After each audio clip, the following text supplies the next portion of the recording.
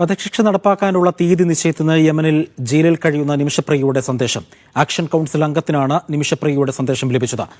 വധശിക്ഷ നടപ്പാക്കാൻ ഉത്തരവായെന്ന് വനിതാ അഭിഭാഷക നിമിഷപ്രിയയെ അറിയിച്ചു. യമനിലെ ജയിലിലേക്ക് ഫോൺ ചെയ്താണ് അഭിഭാഷക വിവരം അറിയിച്ചത്.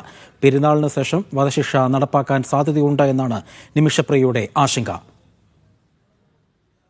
ഒരു ലോയർ സ്ത്രീ, വേറൊരു ലോയർ സ്ത്രീ, കഴിഞ്ഞ ദിവസം അബ്ദുൽ ഫത്തയെ കണ്ട ലോയർ സ്ത്രീ അല്ല, വേറൊരു ലോയർ സ്ത്രീ അവരുമായിട്ട് അവർ തന്നെ ഫോണിൽ ഇവിടുത്തെ മെയിൻ ഓഫീസിലെ ഫോണിലേക്ക് വിളിച്ചിട്ട് നിമിഷയെ വേണം എന്ന് പറഞ്ഞിട്ട് അവിടെ തന്നെ വിളിച്ചായിരുന്നു. ഞാൻ പോയി ഫോൺ അറ്റൻഡ് ചെയ്തു. അന്നേരം അവരെന്നോട് പറയുന്നത് ഇങ്ങനെയാണ്, വധശിക്ഷ നടപ്പാക്കാനുള്ള ഡേറ്റ് ഫിക്സ് ചെയ്തു എന്നാണ് പറയുന്നത്. അതിൻ്റെ ഓർഡർ ഇവിടെ ജയിലിൽ വരെ എത്തിയിട്ടുണ്ട് എന്നാണ് പറയുന്നത്. എന്ന് വെച്ചാൽ അതിപ്പോൾ ജയിലിലെത്തുന്നത് എല്ലാവരുടെയും സൈനോട് കൂടി ആയിരിക്കും ഇവിടെ എത്തുന്നത്. എന്ന് വെച്ചാൽ എന്തായിരിക്കും, ഇപ്പോൾ അവരുടെ ഈദും റംസാനൊക്കെ കഴിയുമ്പോഴത്തേനും നമ്മളെ തീർക്കാനുള്ള പരിപാടി ആയിരിക്കുമോ? എന്താണ്, എല്ലാവരും ഭയങ്കര പേടിയോടുകൂടിയാണ് എന്നോട് സംസാരിക്കുന്നത്. ഭയങ്കര വിഷമത്തോടെ ഇവിടെ കാര്യങ്ങളൊക്കെ, എന്താണ് കാര്യം, ഇവിടെ എന്തൊക്കെയാണ് നടക്കുന്നത്, ആരെങ്കിലും എന്തെങ്കിലും അറിയുന്നുണ്ടോ?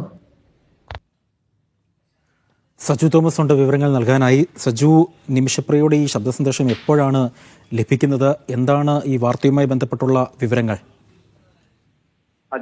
ആക്ഷൻ കൗൺസിൽ കൺവീനർ ജയൻ ഇടപ്പാളിനാണ് നിമിഷപ്രിയ ഇത്തരം ഒരു സന്ദേശം അയച്ചിരിക്കുന്നത്. ഈ കഴിഞ്ഞ ദിവസം ജയിലിലേക്ക് ഒരു വനിതാ അഭിഭാഷക കോൾ ചെയ്യുകയും നിമിഷപ്രിയയെ വേണമെന്ന് ആവശ്യപ്പെടുകയും നിമിഷപ്രിയയോട് തന്റെ വധശിക്ഷ നടപ്പാക്കുന്നതിനുള്ള ആയിട്ടുണ്ട് എന്നുള്ളത് അറിയിക്കുകയും ചെയ്തുവെന്നാണ് ഈ ശബ്ദ സന്ദേശത്തിൽ നിമിഷപ്രിയ പറയുന്നത്. ഇത് വെച്ചുകൊണ്ടാണ് നിമിഷപ്രിയ ഈ ആക്ഷൻ കൗൺസിൽ കൺവീനർ ജയൻ ഇടപ്പാളിന് ഇത്തരം ഒരു ശബ്ദ സന്ദേശം അയക്കുന്നത്. തനിക്കെതിരെയുള്ള വധശിക്ഷ നടപ്പാക്കാൻ ഉത്തരവായിട്ടുണ്ട് എന്നുള്ളത് ഒരു വനിതാ അഭിഭാഷക തന്നെ വിളിച്ചറിയിച്ചെന്നാണ് ഇപ്പോൾ നമ്മൾ ഈ കേട്ട ഒരു ശബ്ദ സന്ദേശത്തിൽ പറയുന്നത്. എന്തായാലും ഈ കേസുമായി ബന്ധപ്പെട്ട് 2017 നിമിഷപ്രിയ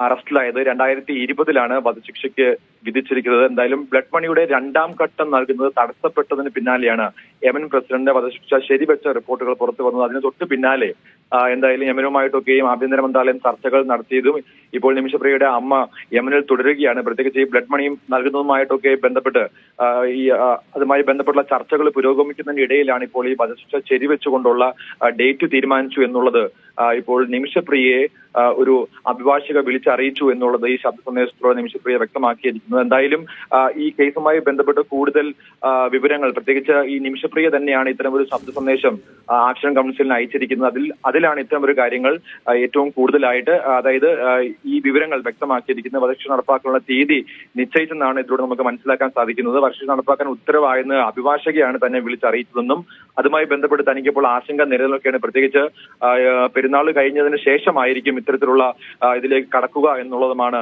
ഒരു ആശങ്ക പോലെ നിമിഷപ്രിയ ആക്ഷൻ കൗൺസിൽ അംഗത്തിനടുത്ത് പറയുന്ന വോയിസ് സന്ദേശമാണ് ഇപ്പോൾ നമുക്ക് ലഭിച്ചിരിക്കുന്നത്. സജു തോമസ് ആണ് വിവരങ്ങൾ നൽകിയത്.